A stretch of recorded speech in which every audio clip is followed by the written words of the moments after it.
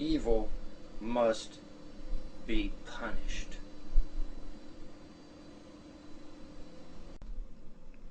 Okay, so here's another one. United Pro-Choice Smokers' Rights newsletter. Let's go down here to the meat and potatoes. The lie. Secondhand smoke is a public health issue. The truth. It is impossible for SHS, secondhand smoke, to be a public health issue for the simple reason that there is no proof that secondhand smoke has hurt anyone. In fact, according to the WHO, SHS may have some beneficial effect on children. The smoke haters like to point out that the health departments have a right to control smoking issues for the same reason they have the right to check on health conditions in restaurants and bars.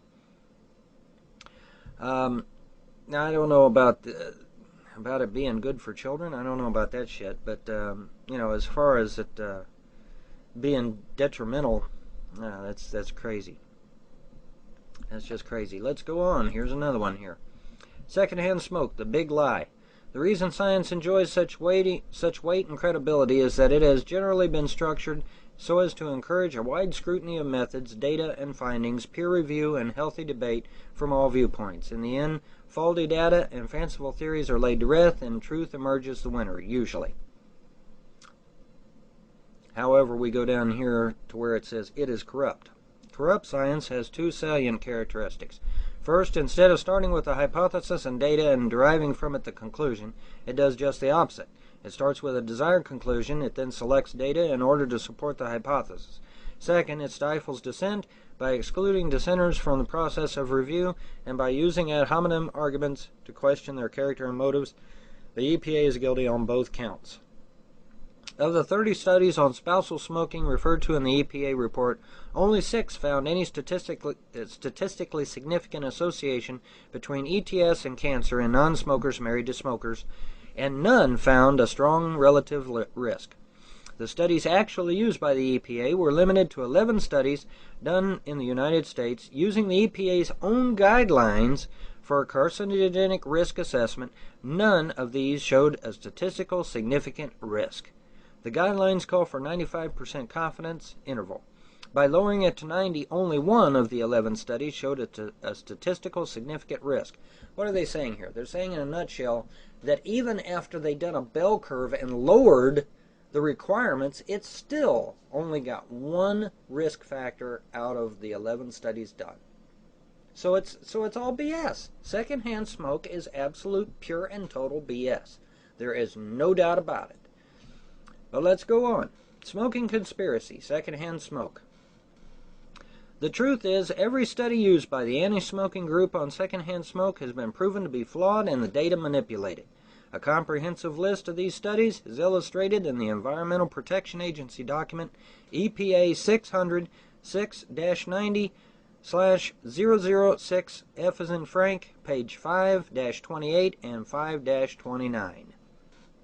Alright, so even the EPA themselves is forced to admit that there is no conclusive data on secondhand smoke being a danger to humanity. So, the question is this.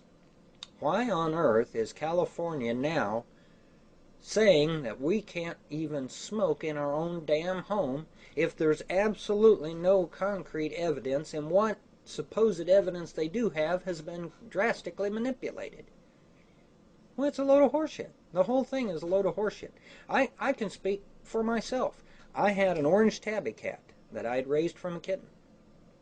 He was with me for over 25 years, constantly exposed to secondhand smoke, both smoke from the ashtray and smoke from my mouth. And he lived to be over 25 years old, which is phenomenal for a cat. Ask anybody. So no, the secondhand smoke stuff is just garbage. As an orderly, I can tell you that when I inhale a cigarette smoke, the tar and nicotine is trapped in the ciliary of my lungs. So when I exhale, you're not getting tar and nicotine. You're not getting any deadly stuff. You're just getting an irritant. Now, are those rare occasions where someone might be allergic? Certainly, but it's like 1 out of every 100,000 people or something. I mean, it's negligible at best. And yes, it is an irritant. And no, nobody is saying, least of all me, that smoking is good for you.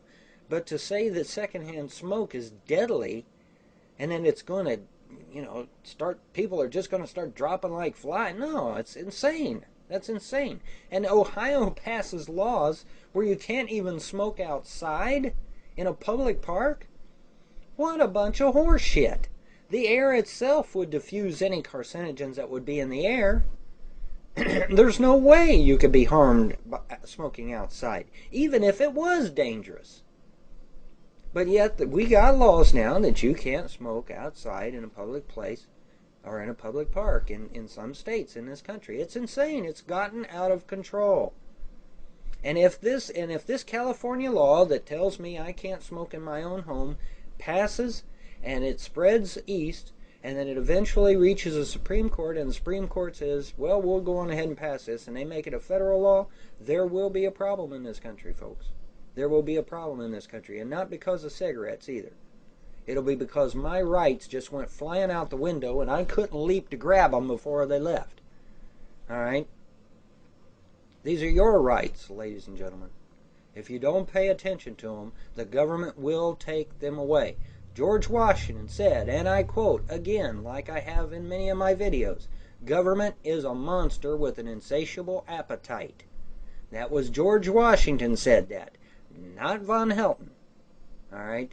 If government left to its own devices, it will take every one of your rights and privileges away from you. And they're sneaky little bastards, and you've got to watch them like a hawk. They're supposed to serve us, not the other way around. Okay? So anyway, there's my rant for secondhand smoke. Alrighty?